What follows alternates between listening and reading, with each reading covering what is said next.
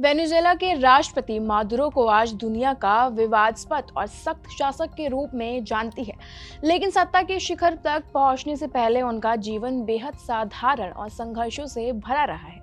उनकी कहानी केवल राजनीतिक तक सीमित नहीं है, बल्कि इसमें मेहनतकश जीवन, ट्रेड यूनियन आंदोलन और भारत के एक आध्यात्मिक गुरु से जुड़ा अनोखा विश्वास भी शामिल है। मादुरो का जन्म 23 नवंबर 1962 को वेनेजुएला के राजधानी काराकस में एक साधारण परिवार में हुआ था।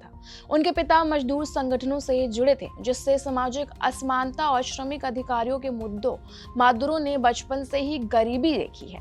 आर्थिक परिस्थितियों के चलते वो उच्च शिक्षा पूरी नहीं कर पाए और युवा व्यवस्था में ही रोजगार की तलाश में निकल पड़े।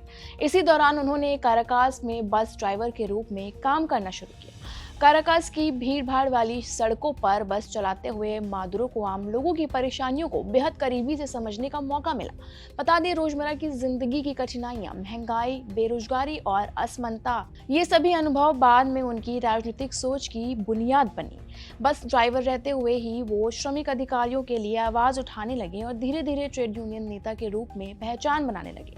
यहीं से उनकी मुलाकात वेनेजुएला की वामपंथी राजनीतिक से हुई और वो पूर्व राष्ट्रपति चावेज के आंदोलन से जुड़ गए। 2023 में चावेज के निधन के बाद मादुरो को उनका राजनीतिक उत्तराधिकारी चुना गया।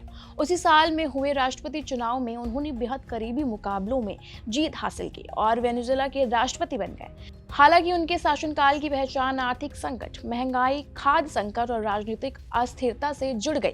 राजनीति के अलावा निकोलस मादुरो की एक और पहचान है, जिसने खासकर भारत में लोगों का ध्यान खींचा है।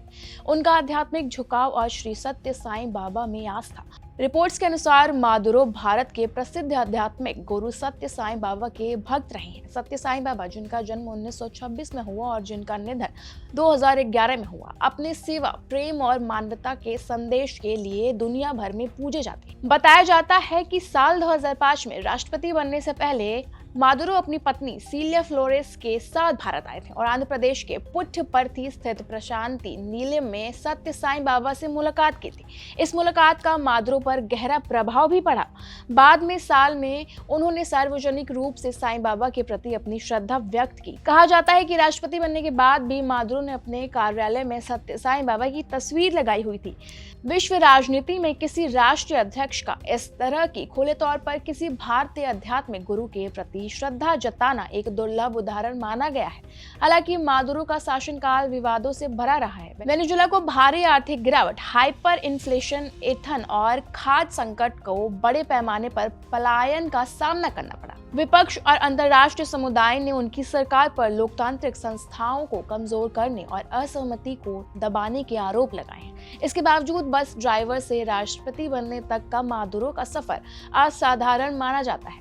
ये कहानी बताती है कि कैसे एक आम श्रमिक पृष्ठभूमि से आने वाला व्यक्ति राजनीति, विचारधारा और आध्यात्मिक विश्वासों के सहारे सत्ता के शीर्ष तक पहुंच सकता है। मादुरो की जीवन यात्रा आज भी दुनिया के लिए बहस और चर्चा का विषय बनी हुई है।